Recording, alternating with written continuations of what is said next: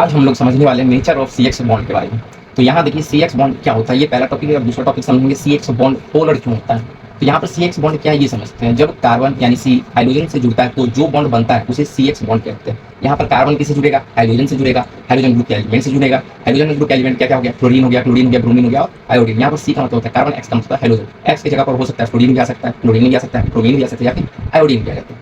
तो यहाँ पर सी के साथ अगर हाइड्रोजन ऐड होता है उसे सी एक्स बॉन्ड कहते हैं। ठीक है। अब यहाँ पर दूसरा टॉपिक है हमारा सी एक्स बॉन्ड पोलर क्यों होता है।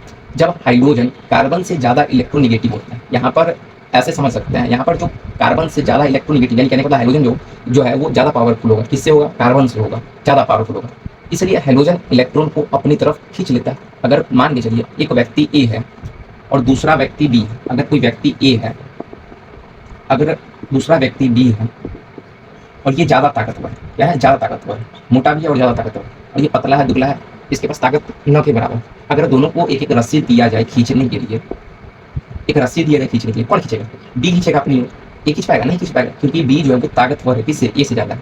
तो सेम इसी तरह यहाँ पर हाइड्रोजन जो है वो इलेक्ट्रॉन को अपनी तरफ क्या करेगा, खींच लेगा। मान चलिए ये हाइड्रोजन है और ये क्या है, ये कार्बन है, ये ज़्यादा ताकतवर है, तो कार्बन के इलेक्ट्रॉन को अपनी तरफ क्या करेगा, खींच लेगा। क्यों खींचेगा, क्योंकि हाइड्रोजन क्या है, ज़्यादा ताकतवर, इलेक्ट्रोनिगेटिव ज़्यादा होता है, किससे, सी से ज़्यादा होता है, यानी ए से ज़्यादा होता है। समझ में आया। इसलिए क्या करता है, हाइड्रोजन इलेक्ट्रॉन को अपनी तरफ खींच लेता है। इसलिए सी एक्स बॉन्ड पोलर बॉन्ड होता है। यहाँ पर पोलर बॉन्ड क्यों होता है ये समझते हैं। अब हमें बताइए इलेक्ट्रॉन कौन ले रहा है, सी से लेकर कौन, एक्स। जो लेता है वो क्या होता है, गरीब होता है, उस पर धन आवेश आता है, और जो देता है वो क्या होता है, अमीर होता है, उस पर ऋण आवेश आता है। लेकिन यहाँ पर ले नहीं रहा है, शेयर कर रहा है। क्या कर रहा है, शेयर कर रहा है, ये खींच रहा है। यहाँ देखिए साफ साफ लिखा हुआ है। इसलिए हाइड्रोजन जो इलेक्ट्रॉन को अपनी तरफ खींचता है, हाइड्रोजन इलेक्ट्रॉन को अपनी तरफ खींचता है, लेता नहीं, खींचता है।